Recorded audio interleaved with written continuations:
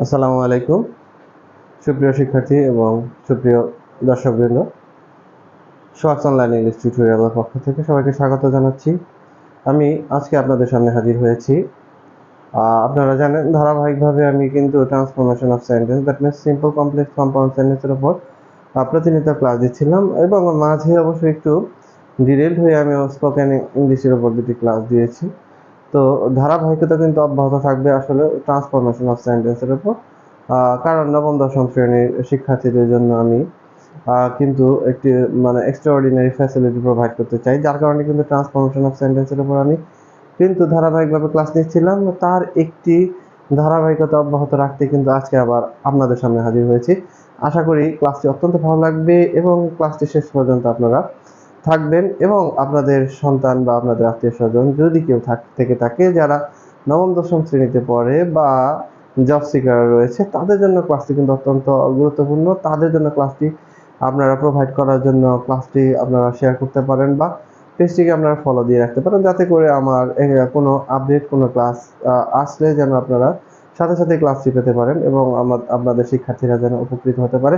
তো যাই হোক, আমরা দেখেন আমরা আজকের আলোচনার দিকে কিন্তু চলে যাচ্ছি। আজকে কিন্তু ইফযুক্ত নাবোধক সেন্টেন্স এর যে তৃতীয় নিয়মটি, ইফযুক্ত নাবোধক কমপ্লেক্স সেন্টেন্সটিকে নিয়ে যে আলোচনাটি ছিল তার কিন্তু আজকে শেষ আলোচনা। আমরা শেষের চতুর্ভুজটি থেকে আমরা কিভাবে সেই সেন্টেন্সটিকে আমরা দুটি নিয়মের মধ্যে নিয়ে আসতে পারবো, প্যাকেট করে ফেলতে পারবো, সেটি কিন্তু আমি আপনাদের জন্য অবশ্যই দেখাতে চাই।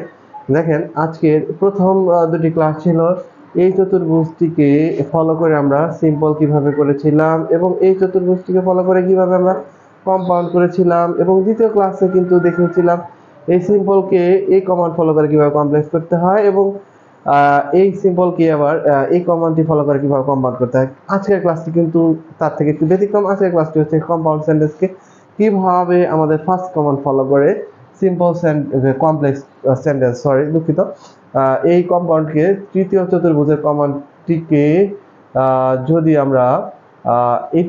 যদি আমরা এই কম্পাউন্ড সেন্টেন্সকে তৃতীয় চতুর্ভুজের যে কম্পাউন্ড সেন্টেন্সটি রয়েছে তার মানে অযুক্ত কম্পাউন্ড সেন্টেন্সকে আমরা কিভাবে কমপ্লেক্স সেন্টেন্সে রূপান্তরিত করতে পারি সেটি কিন্তু আমরা দেখাতে চাই। সুপ্রিয় শিক্ষার্থীরা দেখেন, এখানে কম্পাউন্ড সেন্টেন্সকে আমরা যদি এখানে কমপ্লেক্স সেন্টেন্সে করতে চাই তাহলে ফার্স্ট কমান্ডটি হচ্ছে if plus subject plus do not বসাতে হবে। আমরা এখানে ইফ প্লাস সাবজেক্ট যেহেতু অরের প্রথম অংশে সাবজেক্ট নেই, তাহলে ইউটা হলো এখানে সাবজেক্ট, তাহলে আমরা কি করব, ইউটাকে এখানে নিব, তারপরে আমার এখানে কি বসবে, ডু নটও বসতে পারে বা ডিড নটও বসতে পারে, but that will depend only on the অরের পরের অংশে সাবজেক্টের উপর নির্ভর করবে, ভার্বের উপর নির্ভর করবে। দুঃখিত, এখানে দেখেন ভার্বটি হচ্ছে উইল, তাহলে যদি এখানে উইল থাকে তাহলে কিন্তু আমরা এখানে ডু নট লিখব, আর যদি এখানে উড থাকতো তাহলে কিন্তু আমরা এখানে ডিড নট লিখতাম। তাহলে আমরা প্রথম কমান্ডটি কিন্তু আমরা ফলো করেছি, ইফ ইউ ডু নট, তারপর আমরা লিখব মেইন ভার্ব থেকে অরের পূর্বের অংশ, কারণ ইফযুক্ত নাবোধক কমপ্লেক্স সেন্টেন্সে যখন আমরা কম্পাউন্ড করেছিলাম if plus subject plus do নটের পরিবর্তে কিন্তু মেইন ভার্ব থেকে কমার পূর্বের অংশ বা পর্যন্ত ছিল, এবং তার উল্টো নিয়মটি, যদি অযুক্ত কম্পাউন্ডকে যদি আমরা কমপ্লেক্স করতে চাই তাহলে কিন্তু if plus subject plus do not বসবে এবং মেইন ভার্ব থেকে অরের পূর্বের অংশ বসবে। তাহলে if plus subject plus do not বসিয়েছি, তারপরের কাজটি হচ্ছে মেইন ভার্ব থেকে অরের পূর্বের অংশ আমরা লিখব if you do not try hard and soul. এখানে কিন্তু অরের পরিবর্তে আমাকে কি বসাতে হবে, কমা। অরের পরিবর্তে কি বসাতে হবে, কমা বসাতে হবে। তার মানে উল্টো নিয়মটি, ইফযুক্ত নাবোধক কমপ্লেক্সের যখন আমরা কম্পাউন্ড করেছিলাম সেখানে কিন্তু অরের পরিবর্তে কমার পরিবর্তে কিন্তু সেখানে অর বসেছিল, এবং উল্টো নিয়ম যেখানে অর আছে সেখানে কিন্তু এখন কমা বসবে। তার উল্টো নিয়মে আমরা চলে এসেছি, এখানে কিন্তু আমরা একটা কমা বসিয়ে দেব এবং সেন্টেন্সের রেস্ট পার্ট কিন্তু অপরিবর্তিত থাকবে, রেস্ট পার্টে কোনো পরিবর্তন হবে না। You will suffer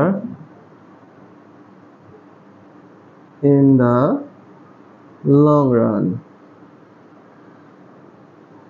We will suffer in the long run. আমরা তৃতীয় এক্সাম্পলটিতে চলে আসতে চাই।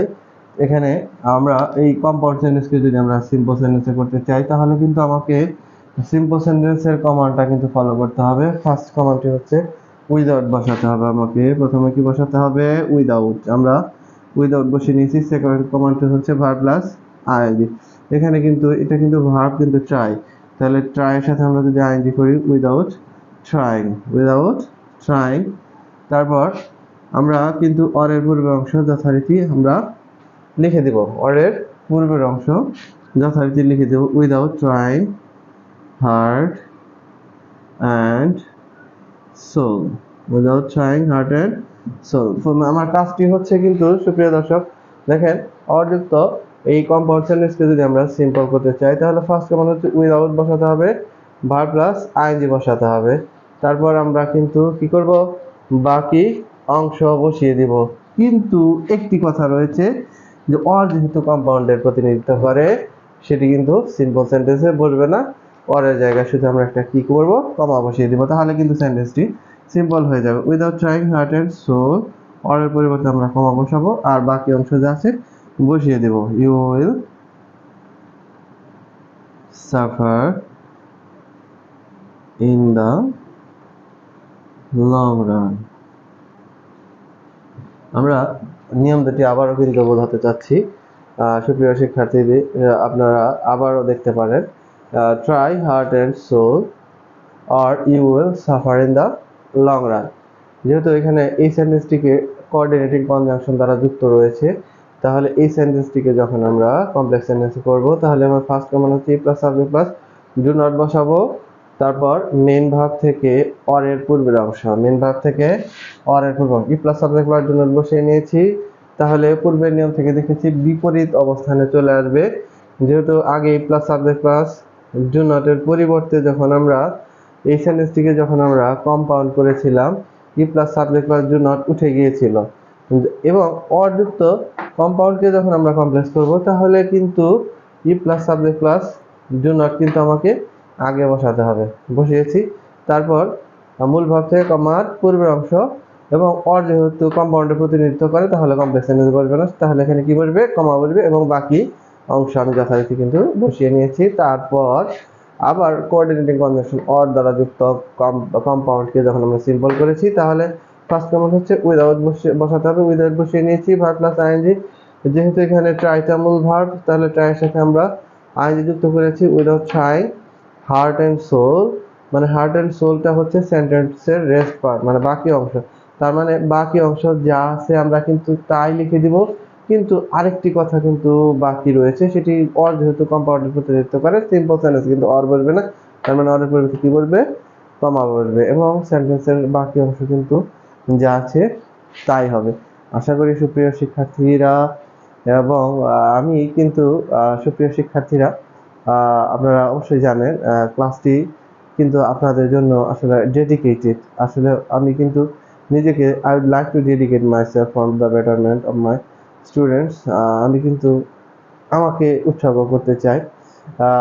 আপনারা জানেন a teacher is just like a candle who always erodes himself to enlighten the students, and I believe on this principle, and so why I would like to connect with my students, and you will also connect with Shohag's online English tutorial, and this is my expectation, and that's all for today, and you will keep the best of luck. Assalamu alaikum.